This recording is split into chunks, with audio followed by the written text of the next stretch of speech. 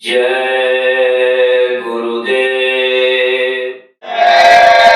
गुरुदेव। जय गुरुदेव। जय गुरुदेव। सागर से भी गहरा बंदे गुरुदेव का प्यार है। सागर से भी गहरा बंदे गुरुदेव का प्यार है। देख लगा कर गोता इसमें तेरा बेड़ा पार है। देख लगा कर गोता इसमें तेरा बेड़ा पार है। सागर से भी गहरा बंदे गुरुदेव का प्यार है। सागर से भी गहरा बंदे गुरुदेव का प्यार है। भव सागर में एक दिन तेरी जीवन नैया डूबेगी। भव सागर में एक दिन तेरी जीवन नैया डूबेगी। चलते चलते एक दिन तो पतवार भी तेरी टूटेगी। चलते चलते एक दिन तो पतवार भी तेरी टूटेगी। जाएगा उस पार तू कैसे, हर तरफ अंधकार है। जाएगा उस पार तू कैसे, हर तरफ अंधकार है। सागर से भी गहरा बंदे गुरुदेव का प्यार है। सागर से भी गहरा बंदे गुरुदेव का प्यार है। सौंप दे नैया गुरुदेव को, वो तुझे पार लगा देंगे। सौंप दे नैया गुरुदेव को, वो तुझे पार लगा देंगे। पैर पकड़ ले जा कर के तू, सोए भाग्य जगा देंगे। पैर पकड़ ले जा कर के तू, सोए भाग्य जगा देंगे। पापी से भी पापी को भी ना करते इनकार है। पापी से भी पापी को भी ना करते इनकार है।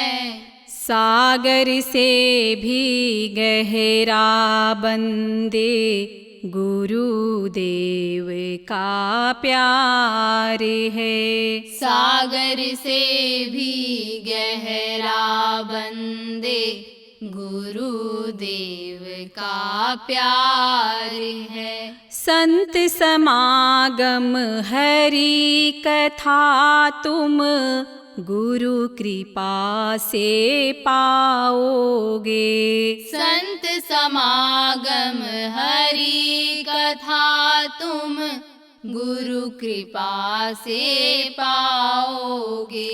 पाओगे निज धाम तुम जब गुरु शरण में जाओगे।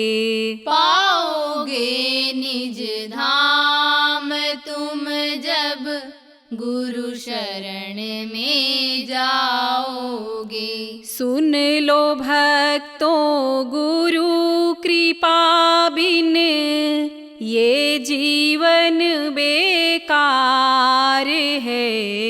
सुन लो भक्तों गुरु कृपा बिन ये जीवन बेकार है।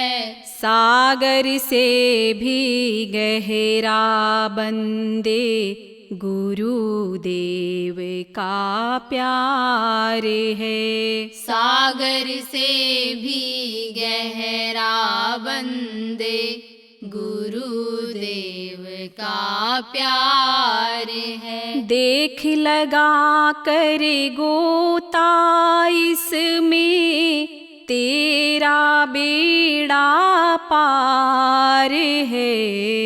देख लगा कर गोता इसमें तेरा बेड़ा पार है। सागर से भी गहरा बंदे गुरुदेव का प्यार है। सागर से भी गहरा बंदे गुरुदेव का प्यार है।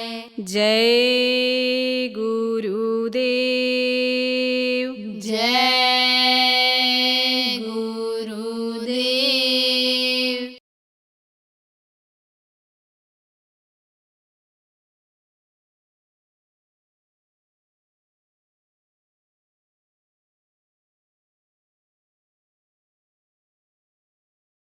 और जो गुरु होते हैं, समर्थ गुरु होते हैं, वो सबके होते हैं। उनका अपना और पराया का भेद नहीं रहता है।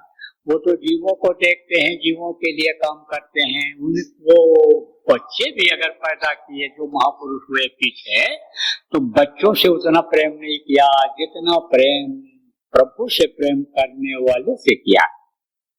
हमारे दादा गुरु थे, गुरु महाराज के गुरु महाराज, उनके बच्चे थे, लेकिन उनसे उतना प्रेम नहीं करते थे जितना हमारे गुरु महाराज से प्रेम करते थे। और गुरु महाराज के गुरु महाराज का विवाह हुआ। जब विवाह हुआ तो उनके बच्चा पैदा हुआ। जब बच्चा पैदा हुआ तो कुछ दिन के बाद खत्म हो गया।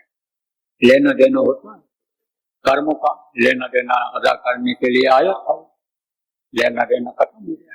84 के चक्कर में आया था, 84 में पड़ा हुआ। 84 में जन्मना और मरना रहता है, 84 लाख योनियों में जाना पड़ता है, तो उसी में आया खत्म हो। तो औलाद कहते हैं बड़ी प्यारी होती, तो वो रोटी थी। कौन? माता जी। कौन माता जी? गुरु महाराज के गुरु जी की जो देवी थी, पत्नी थी, वो रोटी थी। तो दादा गुरु जी कहा करते थे, अरे तेरा था वो, तो रोटी है, तेरा नहीं था, तेरा बेटा आएगा, आएगा, तेरा बेटा आएगा, तेरा बेटा आएगा, वो तेरी सेवा करेगा, तो क्यों रोटी है। अब उसके बाद और भी बच्चे हुए और वो भी बच्चे रहने लग गए, तो उनको तो भूल गई, लेकिन कभी कभी याद करती थी। कहते हैं ना कि इतना सुंदर था बेटा, इतना हाथ पैर और बनावट उसकी इतनी थी कि भूल ही नहीं रहा है। याद तो आती रहती है माँ को, बराबर। बच्चा मर जाए, बच्ची मर जाए, याद आती रहती है। कितना प्रेम देखो जोड़ दिया, ऐसे प्रेम के बंधन में जकड़ दिया दुनिया को। काल भगवान ने निकलने का अवसर ही नहीं रखा उसने अपने तरफ से। अरे इस जीवात्मा को भी वो बंद कर देता अगर वो सुराख बनाने का, जिससे जीवात्मा माँ के पेट में डाली जाती है और निकलती है, उसको बंद करने का मसाला उसको नहीं मिला, सतपुरुष ने नहीं दिया, तना जगह खाली रखा। वो भी अगर समझो मिल गया होता तो एकदम बंद कर देता, निकलने कोई चांस ही नहीं रहता, पड़े रहते इसी में। तो समझो आप प्रेमियों कि यानी कुछ दिन के बाद जब गुरु महाराज भटकते हुए वहां पहुंचे, वो याद करती रहती थी, रोटी लिखती थी, अब भी याद करती थी, रोटी थी। जब ये पहुंचे तब कहा ये तेरा बेटा आ गया, ये है, इसको मान ले तू बेटा। अरे मानो तो दो, नहीं तो पत्थर की पूजा करते हो। बहुत लोग फंसे हो अब भी उसी। कहते हैं हाथी पर जब बैठ जाओ सब कहते हैं कि सवारी मत करो, बकरा पर मत बैठो, फिर घोड़े पर मत बैठो, तो हाथी पर बैठो, हाथी पर बैठ करके शान से चलो। जिससे लोग कहें हाथी नशीन है। गधा पर बैठ करके जो चलता है उसको कोई सलाम प्रणाम करता है, उसको कोई बड़ा आदमी मानता है। लेकिन जो हाथी पर बैठ कर चलता है, सलाम करते हैं, प्रणाम करते हैं, उसको लोग समझते हैं पैसे वाला है। तो जब हाथी मिल जाए बैठने को, तो फिर गधे पर काहे को बैठना। लेकिन न जानकारी में अब भी लोग फंसे रहते हैं उसी में। वही कुन अच्छा कुन पानी, और ठाकुर सड़ गए हम का जाएंगे। सुना दे, एक थे गुरु जी, तो वो क्या करते थे, शालिग्राम की पूजा करते। शालिग्राम पत्थर होता है जिसमें धारी बनी रहती, तो उसमें क्या गुण होता है, पत्थर धो करके पियोगे तो रक्त को साफ करता है। और ये जो रक्त में विकार आता है, जिससे कोड़ हो जाता है, चकत्ते पड़ जाते हैं, ये सब समझो कि नहीं होते, तो उसमें ये गुण है। ये जितनी भी चीजें बनाई गई थी वैज्ञानिक दृष्टिकोण से बनाई गई, इन सबका लाभ किससे मिलता है, इन सबका लाभ क्या मिलता है, शरीर के स्वस्थ रखने में मिलता है। आत्मा से इसका कोई संबंध नहीं है, आत्मा को कोई इससे फायदा नहीं होता है, लेकिन यह नियम बना दिया गया। यही लोग जानते थे। तो धार्मिक भावना पहले थी, तो धार्मिक भावना को बढ़ाने के लिए ऐसा करते थे। तो उसको पीते थे धो करके, और चंदन लगाते थे। मलया के चंदन होता है, यह लकड़ी होती है, तो उसको जब रगड़ो, और रगड़ करके उसको जहां भी लगाओगे ठंडा कर देता है, ठंडा कर देता है। मस्तक में लगा दो, सिर में दर्द हो और रगड़ करके लगा दो तो दर्द में कमी आ जाती है, ठंडा होता है। और उसको उस पर लगाते थे। और दूसरे दिन जब धोते थे, चंदन अपना गुण नहीं छोड़ता है, चंदन में खुशबू आती रहती है। देखो ये सांप चंदन में व्यापक नहीं, लगते का जंग सांप लगते रहते हैं उससे, लेकिन जहर वो नहीं लेता है, अपना गुण नहीं छोड़ता है, तो उसको धो के पीते थे। और ये जो तुलसी की पत्ती है, जब महाऔषधि है, आप समझो कि यह पत्ती, दूध की जड़, बेल की पत्ती, चिड़चिड़ा का जड़, ये अपना स्वभाव नहीं छोड़ते हैं। चाहे जला दो, चाहे सड़ा दो, चाहे आप उसको गला दो, कुछ भी कर दो, तो इससे फायदा ही फायदा रहता है। तो उसको उस पर चढ़ाते थे, और चढ़ाने के बाद फिर जब वो धोते थे तो उसी पानी में डाल करके और पीते थे। अब भी लोग पीते हैं उसको। तो एक थे बाबा ऐसे करते थे। तो एक दिन कहीं गए हुए थे, तो बोले देख बच्चा दूर है, हम ना आ पाए, रुकना पड़े, तो हमारे अन्य समझो कि ठाकुर जी को समझो कि अन्य समझो कि पूजा पाठ तुम कर देना, जैसे हम करते हैं, नहला देना, धोला देना, जैसा हम करते हैं ऐसा कर देना। तो क्या हुआ कि समझो कि उसने नहलाया, तो सोचा कि भाई गुरु जी को इसमें धोते थे, नहलाते थे, हम तो खूब ज्यादा नहला के खुश हो जाए बढ़िया। जैसे हम गुरु जी को जब बाल्टी पानी डाल करके नहलाते हैं, कहते हाँ गर्मी निकल गई, बड़ी गर्मी थी, एक बाल्टी पानी और डाल दे। तो सोचा कि चलो भाई कुएं पर ही क्यों न नहला, कुएं पर नहला, गिर गए, डिमला गए। वो कौन, शालिग्राम भगवान, जिनको वो कहते थे बाबा, तो डिमला गए उसी। आप बड़े चक्कर में पड़ा, करें तो क्या करें, गुरु जी को निकाल देंगे और समस्या से बात करेंगे, वो तो लोहे के चिमटे को मारेंगे, क्या करें, कहाँ जाएंगे, कहाँ खाएंगे, कहाँ रहेंगे, क्या करेंगे, बड़ा मुश्किल। धोबी के हम तो अब एक तरह से कुत्ते जैसे हो गए कि जैसे धोबी के पीछे पीछे घाट पर जहाँ वो कपड़ा धोने के लिए जाता है, कुत्ता घर का पालतू चला जाता है, और वो अगर भोजन नहीं खाया तो कुत्ता भी भूखा रह जाता है। घर पर रहता है तो खाने के बाद कुछ लोग डाल देते हैं, खाने को मिल जाता है, लेकिन धोबी का कुत्ता अगर चला जाए घाट पर तो कहते हैं न धोबी का कुत्ता घर का और न घाट का। न तो हम यहाँ आश्रम पे ही रहेंगे, घर से निकल के चले आए तो न घाट में ही हम रह पाएंगे, बड़ा मुश्किल। तो उधर देखा तो जामुन का बड़ा पेड़ लगा हुआ है, बड़े बड़े जामुन थे, अब वो लाया वही रख दिया उसी में, जो पिंजरा था वो सिंहासन जिसको कहते हैं उसी में रख दिया। अब रख दिया जब उसमें तो गुरु जी आए, बोले भगवान का लगा दिया था, भोग लगा दिया, नहला दो। हाँ। अब दूसरे दिन से दबा के धोए, दूसरे दिन वो सब पीछे गया वो क्या, वो जामुन, अरे जामुन के ऊपर जब दबाव पड़ा तो उसकी भूसी तो निकल गई सब, अब सफेद सफेद हो रहेगा, तो उसको भी दबाया, जब उसको भी दबाया तो वो भी पिचक गया एकदम से बिल्कुल। अरे बोले ये क्या हो गया, ये क्या कर दिया तुमने, ये क्या रख दिया, ये क्या हो, तो कहते आपको अच्छा और फिर पानी, और ठाकुर सड़ गए तो हम क्या जाए, उनको ठाकुर जी कहते किसको, बाबा वो जो सिंहासन में बैठे रहते थे, शालिग्राम का जो पत्थर था उनको ठाकुर जी कहते थे। तो कहा कि रोज रोज नहलाते हो, रोज रोज पानी डालते हो, तो पानी डालने से वो सड़ गए तो क्या करें, तो ऐसे ही फंसे रह जाते, कुन अच्छा कुन पानी और मिलता कुछ नहीं। अरे शालिग्राम से तो कोई मिलता भी था, लेकिन वो समझो जब रख दिया उसने जान बचाने के लिए अपने जामुन, तो उससे क्या मिला, अरे जामुन सबूत होता तो खा भी लेते हैं, आप सब उसमें आप समझो की सड़न आई और नरम हो गया, वो तो कहाँ से वो खाने लायक भी नहीं रह गया। लेकिन अब क्या करें, कहते हैं कि घर वाले भी इन्हीं देवी की पूजा करते थे, खानदानी देवी है ये, हमारे खानदानी देवता है ये हमारे, बस इनको नहीं पूजोगे, इनको नहीं पूछोगे तो नाराज हो जाएंगे। अब वो जो देवी बन करके आती है, मैं दुर्गा हूँ, मैं देवी हूँ, और मुझको बकरा खिलाओ, मुझको भैंसा खिलाओ, मुझको दारू खिलाओ, अब वो जो आती है उन्हीं को एक थप्पड़ अगर लगा दो तो कहते हैं कि मार के भूत भगते हैं। लेकिन यह भी है कि एक बार मारोगे, दो बार मारोगे, चोट किसको लगेगा, जिसको भूत सवार है, तो उसके कान से खून निकलेगा, उसके दांत झड़ेंगे तो भी भोगना पड़ेगा।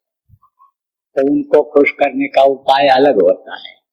लेकिन सोचो कि ये हमको मुक्ति दे देंगे, मोक्ष देंगे, हम मुक्ति और मोक्ष नहीं दे सकते हैं। ये जो प्रेत आत्माएं होती हैं और देवी बन करके बैठ जाती हैं, देवता बन करके बैठ जाते हैं, और खाने का जहाँ मिलता है वहां पर अपना समाज, अपनी टीम बना लेते हैं, जहाँ पर उनको जब ले जाते हैं मरीजों को थोड़ा बहुत फायदा मिल जाता है, तब लोग कहते हैं वो पीपल के पेड़ के नीचे वाले हनुमान जी में बहुत ताकत है। वहाँ वृंदावन मथुरा रोड पर एक लुटेरे हनुमान है। तो जब मैं वहां शुरू में गया, 74-73 की बात है, जब मैं 74 में गया तो उधर गया था, तो कहा ये लुटेरे हनुमान का मंदिर है। मैं लुटेरे हनुमान कहने लगे, यहाँ चोर आते हैं और राधे कृष्णा जय जय हनुमान, जय सिया राम, जय हनुमान, जय सिया राम बोलते रहते हैं। और कोई टांगा उधर से जब आ रहा होता है सवारियों का तो उसको लूट लेते हैं। तो लोगों ने इनका लुटेरे हनुमान नाम रख दिया। ऐसे ही नाम रख देते हैं। वो पीपल का पेड़ है और वहां चले जाओ, वो हनुमान जी में बहुत ताकत है। अब कोई ये कहे कि वही लाल लंगोटिया वाली, हमारे यहाँ भी हनुमान की मूर्ति है, वही तेल सिंदूर यहाँ भी मूर्ति में लगा है, वही लाल लंगोटी यहाँ भी पहने हैं, तो यहाँ क्यों नहीं ताकत? नहीं बोले, उनमें बहुत ताकत है, उनमें बहुत ताकत, क्योंकि कई भूत है। हाँ, वहां पर उतार देते हैं, डांट कर भगा देते हैं, कोई जाता है। तो ये कहते हैं कि देवी में बहुत ताकत है, देवता में बहुत ताकत है, लेकिन वही फिर परेशान करते हैं। न जाओगे, न खिलाओगे, न हवन करोगे, न प्रसाद चढ़ाओगे, तो फिर वही परेशान करेंगे। लेकिन उनको अगर मना लो, खिला लो ठीक से, आप समझा दो उनको, तो परेशान नहीं करते हैं। और जब खुश हो जाते हैं तो छोड़ करके चले भी जाते हैं, और नहीं तो परेशान नहीं करते हैं। और अगर इस तरह का सोचोगे कि वहां जाने से हो जाएगा, ऐसा पूजा करने से हो जाएगा, इस तरह से हो जाएगा, तो एक को फायदा होगा, लेकिन दूसरा फिर बीमार हो जाएगा। एक पर से उतरेंगे घर में, दूसरे को, तीसरे को, चौथे को लग जाएंगे।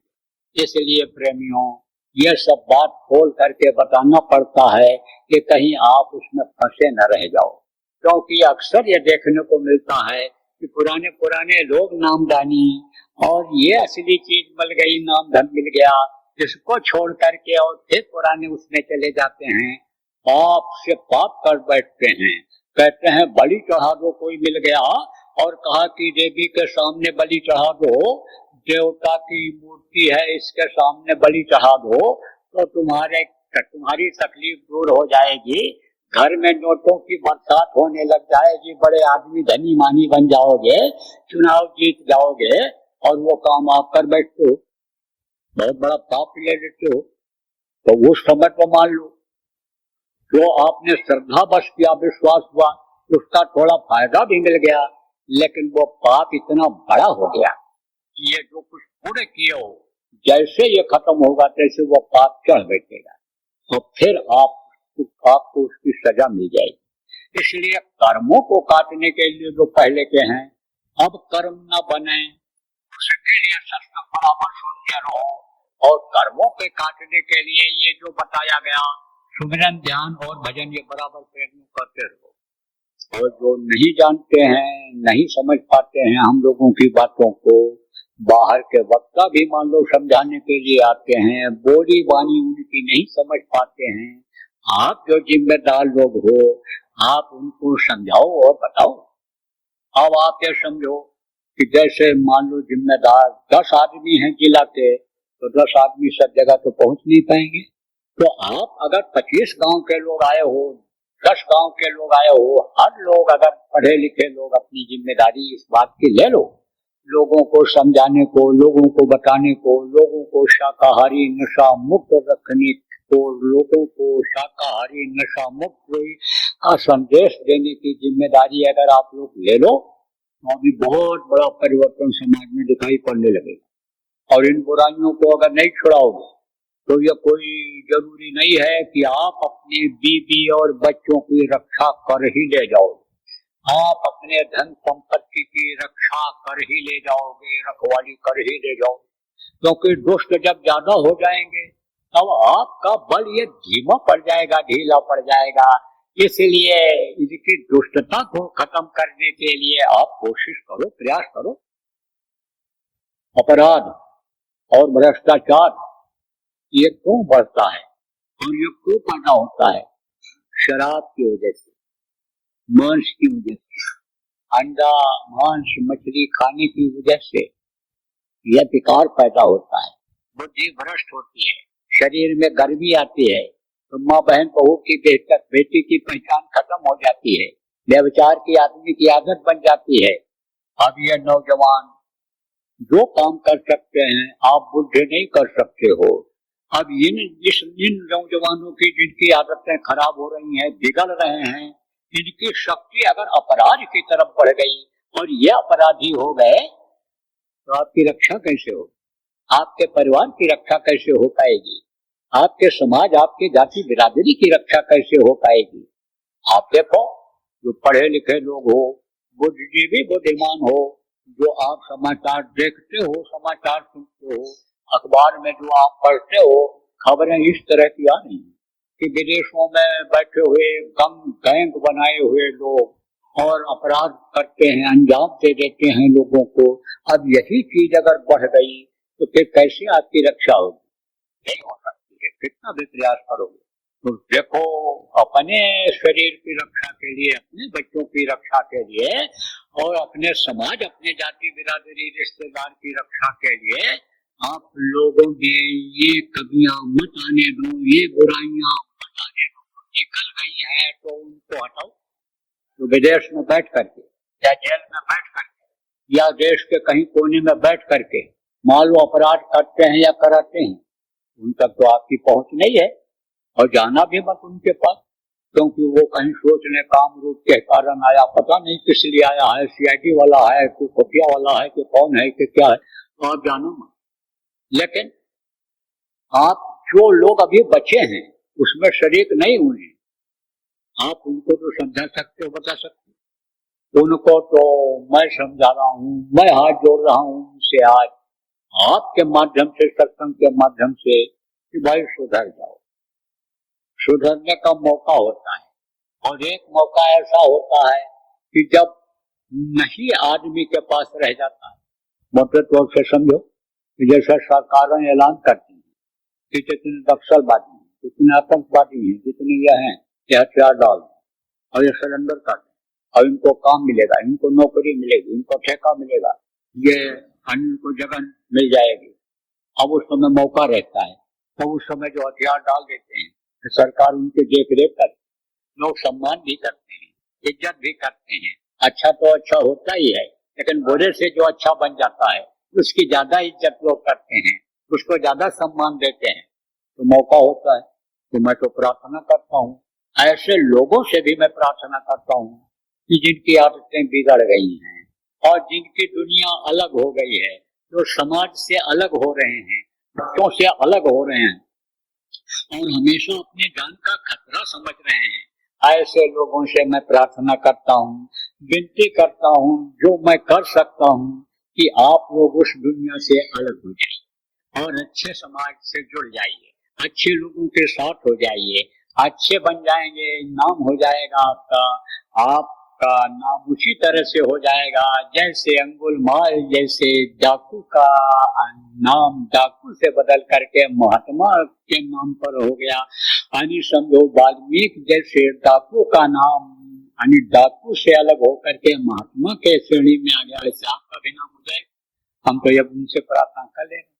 आप तो यहाँ अपने अपने घर को देखो, अपने अपने समाज को देखो, अपने अपने गांव को देखो और इनको सुधारने की कोशिश करो। अब आप जितना सुधार सको, आप जितना कर सको करो, और नहीं तो सत्संगों में लाओ। सत्संग जब लाओ, सत्संग से बदलाव होता है। सत्संग की जो चोट होती है यानी बातों की, वो उसके दिल पर पड़ती है और फिर आदमी नहीं होता है तो थोड़े देर के लिए ही समझने लगता है, तो समझाया जाता है। गुरु महाराज समझाते रहे, अन्य महात्मा भी आए वो भी समझाते रहे। गुरु महाराज के आदेश का पालन मैं कर रहा हूँ, मैं भी समझा रहा हूँ। तो मेरी तो यही प्रार्थना है सब लोगों से कि हाथ जोड़कर विनय हमारी, तजो नशा बनो शाकाहारी, छोड़ो व्यभिचार बनो ब्रह्मचारी, सत्युग लाने की करो तैयारी। ब्रह्म में विचरण करने वाले सब बन जाओ, ऊपरी लोकों में आने जाने वाले लोग बन जाओ। दिन में 10 बार मरो 10 बार जियो, जब चाहो यहाँ रहो, जब चाहो वहां निकल जाओ, जब चाहो इस दुनिया का सैर करो, जब चाहो उस दुनिया का सैर करो। हम तो यही प्रार्थना करते हैं जैसा सतयुग में पहले था।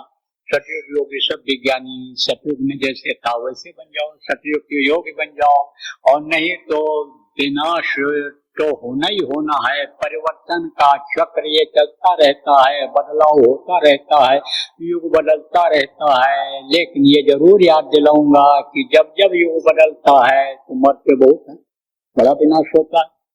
देखो त्रेता गया तब बहुत मरे, द्वापर गया तब बहुत मरे, कलयुग जाएगा तो छोड़ेगा नहीं छोड़ेगा। तो अकाल मृत्यु की बात तो आपको बहुत बार बताया है कि जब बगैर उम्र पूरे किए हुए कोई मरता है तो प्रेत योनि में जाता है, मुंह बहुत पतला होता है, पेट बहुत बड़ा होता है, खा पाता नहीं है, भूखा ही रहता है, तो परेशान रहता है, तो दूसरों को भी परेशान करता रहता है।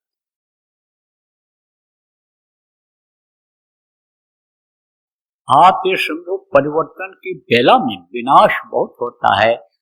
सतयुग के लायक इनको बनाओ। सतयुग के लायक वही लोग बन पाएंगे जो शाकाहारी रहेंगे, नशा मुक्त रहेंगे, जो ईश्वरवादी खुदा परस्त जिनको कहते हैं वो रहेंगे, जो भगवान को याद करेंगे, नाम की कमाई करेंगे, जो साधना करेंगे। बचेगा साध जन कोई, जो सत से लौ लगाएगा वही सतयुग देख पाएगा। सतयुग के लायक बनो। हम तो बराबर प्रार्थना करते रहते हैं, हाथ जोड़ कर विनय हमारी, तजो नशा बनो शाकाहारी, छोड़ो व्यभिचार बनो ब्रह्मचारी, और सतयुग लाने की करो तैयारी। जय गुरुदेव। सरकारी व गैर सरकारी अनुदान के लिए बिना सत्संगियों के सहयोग द्वारा जनहित के कार्यों में लगी हुई बाबा जय गुरुदेव धर्म विकास संस्था का मुख्यालय पिंगलेश्वर रेलवे स्टेशन के सामने मक्सी रोड, उज्जैन, मध्य प्रदेश में है।